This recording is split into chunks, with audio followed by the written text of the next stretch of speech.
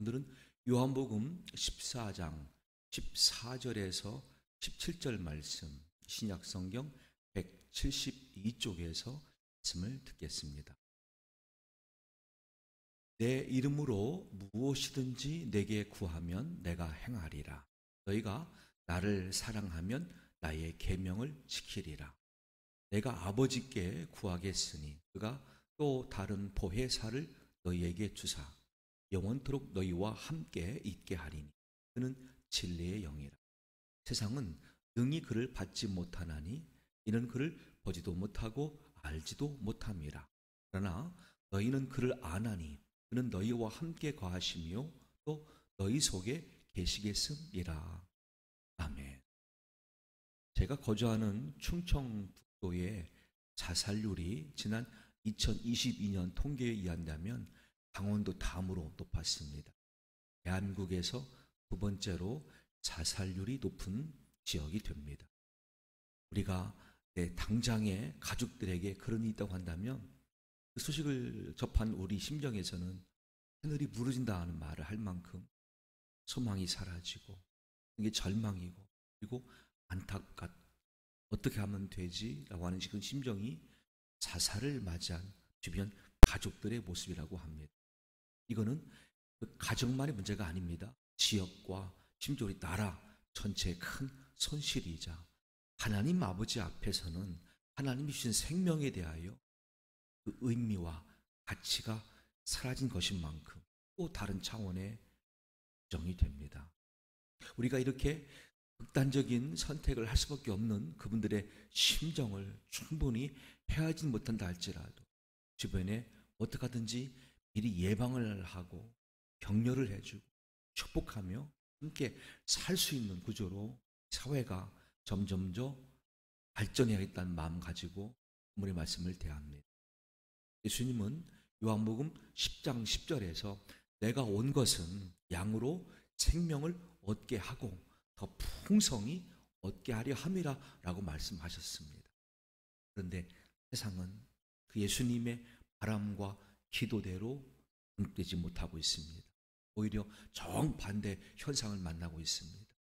스스로 깊은 어두운 골짜기 가운데 스스로 동굴 속으로 스스로 자신의 생명에 대하여 이렇게 너무 아픈 소식을 들을 때마다 예수님의 이 말씀이 온누리 모든 심령들에게 널리 전해져서 다 예수님 말씀대로 생명도 얻고 더 풍성히 얻는 이 땅에서의 삶을 살아간다면 그리고 마지막에 우리 모두가 다 영원한 하늘나라에 다 입성하는 거룩한 주님의 자녀가 된다고 한다면 얼마나 큰 행복일까. 그런 마음을 마음에 품고 이 말씀을 계속 이어가겠습니다. 많은 사람들이요 자기 자신과의 싸움에서 세상과의 싸움에서 주변의 사람들과의 갈등 속에서 내가 만난 질병이라고 하는 악한 환경 속에서 두려워합니다. 걱정합니다. 긴장합니다. 그리고 너무나 부담스러워합니다. 이 부담이 지나치니까 결국 모든 것을 할 수가 없다라고 포기합니다. 심지어 죽음도 마찬가지죠. 막연한 죽음이었다가 이제는 가깝게 느껴지는 죽음의 유혹이 될 수도 있습니다. 아십니까? 그런데 왜 우리 인생들에게 이와 같은 싸움, 투쟁, 갈등, 부담, 염려, 걱정, 심지어 질병 이후에 죽음에 이를 수밖에 없는 그 마음 상태가 됐을까? 왜 죽음을 현실로 보고 듣고 경험하는 우리가 되었을까? 출발에는 죄가 있다는 사실입니다. 또 이 죄를 처음 세상에 가지고 와서 유혹한 건 마귀, 다른 말로 사탄, 뱀, 그 용이었습니다. 마귀에 속아서 사람이 죄에 그리고 죄로 말미암아 사망을 만났고 저주를 만났고 우리가 지금 저주가 임한 세상 가운데 살고 있지만 그러나 크게 두려워하지 않을 것은 이 세상을 이기신 분, 이 세상에서의 모든 죄와 죽음을 다 걸머지시고 해결하신 분, 그분이 계심을 성경대로 믿기 때문입니다. 요한복음 13장 1절에도요. 예수님이 곧 잡히시고 고난당하시고 십자가의 죽음으로 나갑니다. 그 전에 함께하고 있던 제자들에게 하신 말씀입니다. 예수께서 자기가 세상을 떠나 아버지께로 돌아가실 때가 이른 줄 아시고, 이 말씀을 환경적으로 그들이 접했을 때 얼마나 두렵겠습니까? 이제 예수님 떠나신다는데. 그런데 이어지는 말씀 보시면 요한복음 14장 16절에 내가 아버지께 구하겠으니 그가 또 다른 보혜사를 너에게 주사 영원토록 너희와 함께 있게. 그 보혜사는 어떤 분이십니까? 그는 너희와 함께 거하시며 또 너희 속에 계시겠습니다. 아멘. 우리에게 보혜사를 주시는데 그 보혜사가 오시면 모든 심령들 우리 안에 영원토록 함께 하신다고 약속하셨습니다. 그렇다면 보혜사가 무슨 뜻입니까? 이 보혜사라고 하는 단어는 요한복음에 있는 단어인데요, 한자말로 지킬 보, 보호할 보, 은혜해, 스승사가 됩니다.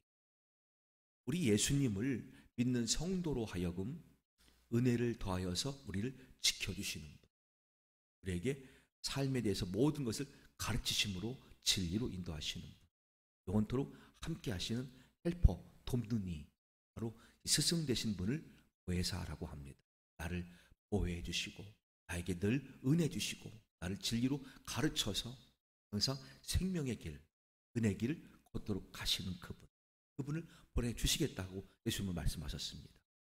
또 다른 보혜사, 원래 예수님도 보혜사로 오셨습니다만 이제 육신으로 잡히시고 고난당하시고 죽음당하시고 부활하신 다음에 승천으로 하늘나라 아버지 보좌 우편에 가십니다. 그럴 때 이 지구상에 남아있는 성도들을 누가 보호하십니까? 누가 진리로 가르치십니까? 역할을 할 수 있는 또 다른 보혜사, 곧 성령을 약속하셨습니다. 또 다른이란 말 뜻은 꼭 같은 다른이란 뜻이죠. 능력도 같습니다. 지혜도 같습니다. 권능도 같습니다. 그런데 다른이에요. 꼭 같은 다른 보혜사 성령님이 그 예수님을 마음에 받아들이고 예수를 믿는 성도가 된 우리 안에 오셔서 그때부터 우리 모두의 영원한 보혜사가 되어주신다. 이것을 알려주셨고 예수님은 약속하셨습니다. 누가 오늘 경험할 수가 있습니까? 누구나 답니다. 하나님의 감동으로 된 이 말씀을 진리로 믿고 받아들이고 영접하고 확신하고 기도하는 우리 모두가 누릴 수 있는 은혜라고 말씀합니다. 보혜사 성령님은 선생님입니다. 지금 우리 주위에는요, 마귀에 의해서 미혹당한 사람들이 얼마나 많이 우리를 미혹한지 몰라요. 온갖 이단도 그렇습니다. 사이비도 그렇습니다. 심지어 외래, 동방 번개 같은 그런 희한한 이단들도 한국에 들어와서 우리를 미혹합니다. 진리인 성령님이 늘 우리 안에서 그것들을 분별케 하십니다. 정확하게 하나님 말씀과 그것들을 대비케 하십니다. 그리고 우리들을 지켜주십니다. 은혜로 살게 하십니다. 로마서 8장 16절에도 성령이 친히 우리 영으로 더불어 우리가 하나님의 자녀인 것을 증거하시나니. 아멘. 우리 안에 오신 성령님이 우리에게 늘 구원을 확신케 하시고 분별케 하십니다. 고린도전서 12장 3절 말씀 보시면 성령으로 아니하고는 누구든지 예수를 주시라 할 수 없느니라 라고 말씀하셨습니다. 우리가 예수님을 정말 주님이라고 인정하고 영접하고 받아들이고 고백할 때 성령님이 함께 하시는 겁니다. 염려하지 마십시오. 두려워하지 말고 의심하지 마십시오. 그분은 누구십니까? 요한복음 14장 17절에 그는 진리의 영이라. 항상 진리로만 가르쳐 주십니다. 요한복음 14장 26절에도 그가 너희에게 모든 것을 가르치고 내가 너에게 말한 모든 것을 생각나게 하리라. 항상 우리 마음 신비에 말씀이 딱 기록되게 하시고 떠오르게 하시고 기억나게 하시고 의지하게 하고 믿게 하고 살아가게 하십니다. 시편 119편 18절에서 다윗은 기도합니다. 내 눈을 열어서 주의 법에 기이한 것을 보게 하옵소서. 그는 항상 일평생 기도 제목 삼았습니다. 하나님, 내 눈을 열어주십시오. 영안을 열어주십시오. 하나님 말씀의 신비를 보게 해주십시오. 에게도 꼭 필요한 기도 제목인 줄로 믿습니다. 또한 성령님은 예수를 영접한 우리 안에 오셔서 이제 우리를 위하여 친히 기도해 주시는 중보자가 되어 주십니다. 로마서 8장 26절에도 이와 같이 성령도 우리 연약함을 도우시나니 우리가 마땅히 기도할 바를 알지 못하나 오직 성령이 말할 수 없는 탄식으로 우리를 위하여 친히 간구하시느니라. 아멘. 우리가요, 기도를 열심히 하는 기존의 성도라고 할지라도 그 기도 내용이 다 응답되는 건 아닙니다. 또는 내가 기도하고 싶은데 오늘따라 모든 상황이 다 기도에 대해서 포기하게 합니다. 못하게 합니다. 하지만 그때도 성령님은 내 안에서 나를 위하여 기도하시는 하나님의 영이십니다. 영으로 탄식하며 기도하십니다. 우리가 기가 막힐 웅덩이와 수렁을 만났습니다. 남한테 말 못하고 혼자 끙끙 앓는 문제를 만났습니다. 그때 내 속의 성령님도 함께 탄식하며 울며 기도하십니다. 또한 로마서 8장 15절 말씀대로 양자의 영을 받았으므로 우리가 아빠, 아버지라고 부르짖느니라. 아멘. 예수님 영접하고 성령님이 임재한 성도들은 하나님 아버지를 가리켜서 그때부터 아빠라고 부를 수 있는 담대한 자격을 얻는다고 말씀하시는데 그 출발점에 성령님이 오셨기 때문입니다. 성령이 오셔서 담대하게 하십니다. 너도 하나님의 자녀야라고 말씀하십니다. 자녀이기 때문에 마음껏 하나님 향해서 아빠라 부르며 기도하라 말씀하십니다. 또한 성령님 오신 이후에는 내가 받은 이 놀라운 진리의 말씀의 은혜를 나만 아니라 내 가족들에게, 지인들에게, 이웃들에게 널리 전할 수 있는 마음의 준비를 또 성령님이 허락하십니다. 요한복음 15장 26절로 27절입니다. 내가 아버지께로부터 너희에게 보낼 보혜사, 곧 아버지께로부터 나오시는 진리의 성령이 오실 때에 그가 나를 증언하실 것이요 너희도 처음부터 나와 함께 있었으므로 증언하느니라. 아멘. 전도는요, 내 힘으로 하는 게 아닙니다. 성경 말씀 그대로 우리가 받아들인다면 내 안에 성령이 오셔서 하나님 말씀을, 예수님을 증언케 하십니다. 내가 쓰여지는 거죠. 어떤 입술의 도구로 또는 선행으로 말입니다. 이게 전도. 마음을 열고 내가 지금 만난 모든 상황에 대해서, 모든 사건에 대해서, 모든 사람과의 관계 속에서 잠깐 내려놓으세요. 그리고 예수님 부르세요. 주 예수님, 나의 주님 되어 주십시오. 주 예수님, 내가 주님을 영접합니다. 내 안에 오십시오. 나를 다스려 주십시오. 고백하십시오. 성령님이 함께 임재하셔서 영원토록 보혜사가 되어 주십니다. 보혜사 성령님은 우리 안에 오셔서 우리를 위로하십니다. 개인도 위로하시고 내가 속한 가족들도 위로하시고 내가 속한 일터의 모든 상황도 보시고 심지어 교회도 위로하시는 성령이십니다. 사도행전 9장 31절 말씀 보시면 성령님의 위로를 힘입어 평안한 가운데 교회는 계속 부흥됐다고 말씀하고 있습니다. 고린도후서 12장 9절에서 바울은 말합니다. 나에게 이르시기를 내 은혜가 너에게 족하도다. 이는 내 능력이 약한 데서 온전하여 짐이라 하신지라. 그러므로 도리어 크게 기뻐함으로 나의 여러 약한 것들에 대하여 자랑하리니 이는 그리스도의 능력이 내게 머물게 하려 함이라. 아멘. 또 육체 가운데 육신의 가시라 불려지는 질병이 있었습니다. 3번이나 기도합니다. 하지만 하나님은 다 거절하십니다. 들어주지 아니하셨습니다. 왜요? 내 은혜가 이미 너에게 족하도다. 내 능력은 오히려 약한 데서 온전하여 짐이라 말씀하십니다. 우리가 약해져 있을 때에 하나님의 능력을 비로소 경험할 수가 있고 능력의 가치를 인정할 수가 있습니다. 우리가 강해졌다고 가정해 보세요. 내가 항상 잘나고 있다고 가정해 보세요. 우리는 늘 교만할 겁니다. 그것이 기본이기 때문에 그 이상만 추구하는 욕심장애가 되고 말 겁니다. 약해 있을 때 그 약한 자리도 찾아오시는 성령, 그 약한 자리에 임하시는 성령님, 성령의 위로가 있고 능력이 있고 역사가 있으면 우리가 드디어 확신하면서 체험하면서 믿음도 자랍니다. 이 안에 능력이 채워집니다. 하나님 일을 할 수가 있습니다. 이게 바울의 고백입니다. 사랑하는 성도 여러분, 고린도전서 4장 20절에도 하나님의 나라는 말에 있지 아니하고 오직 능력에 있습니다. 아멘. 능력이 내 안에서 확인되지 아니한다면 아직 우리는 천국을 얻지 못한 것입니다.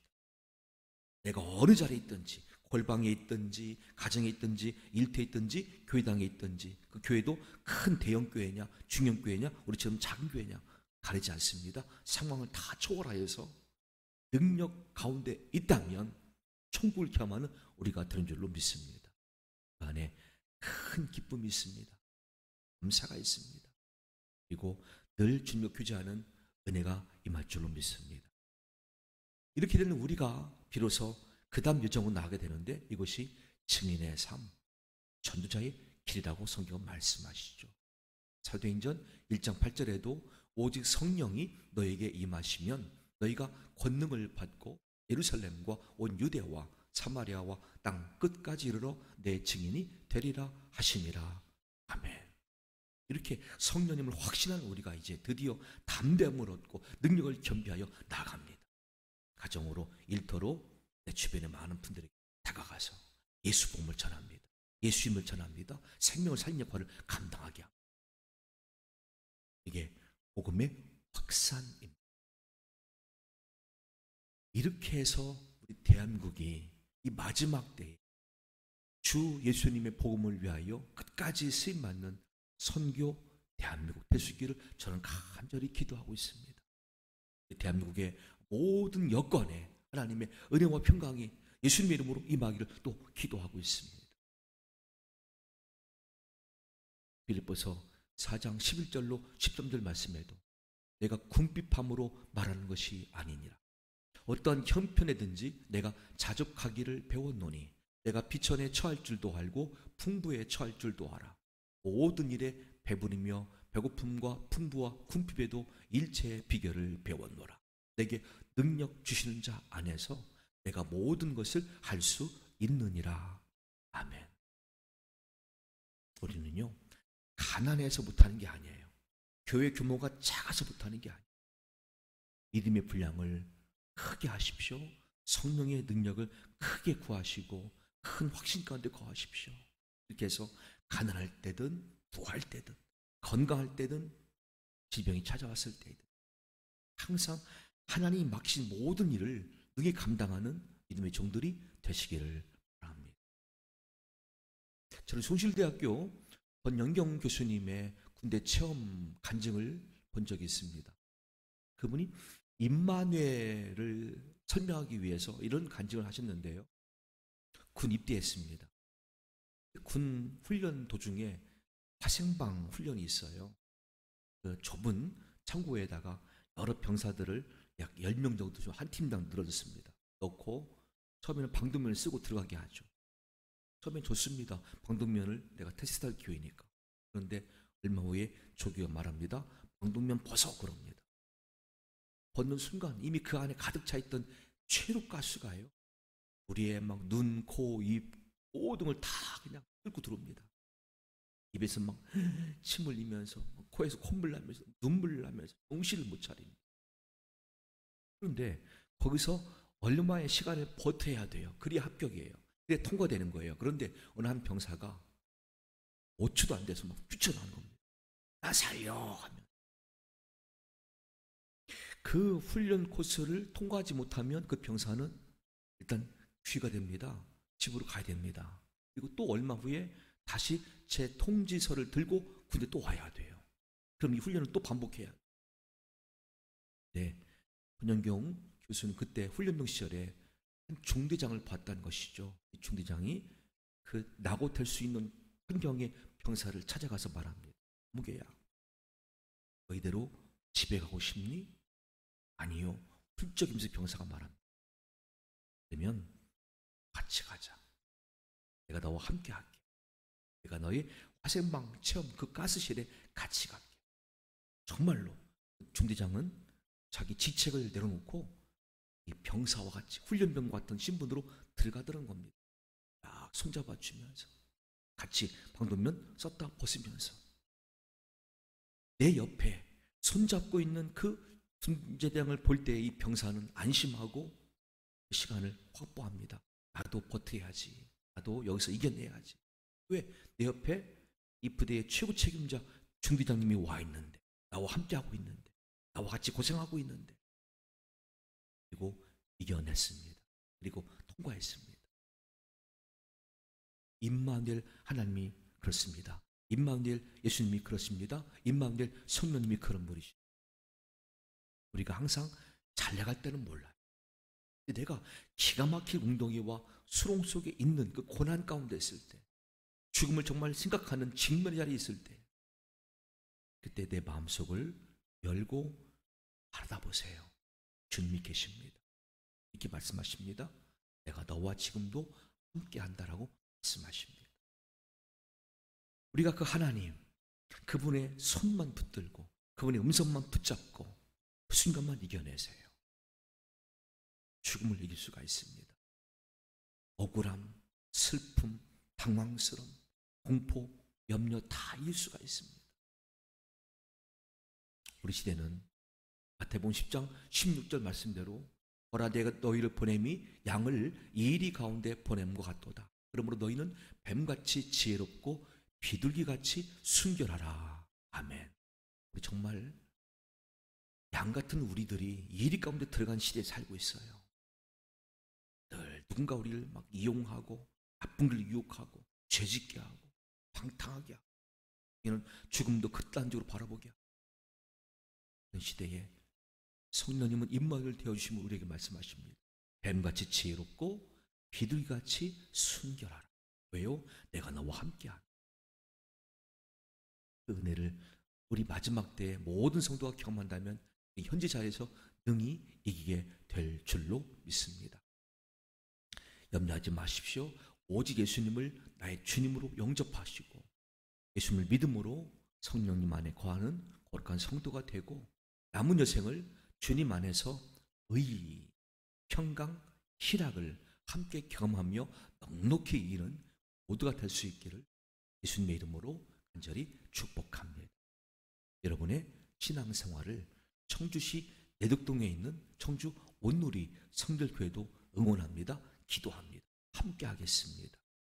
문의가 필요하시다면 청주 온누리 성결교회로 문의하시고 예배 참여하신다면 더욱더 감사하겠습니다. 영상 보아주셔서 고맙습니다.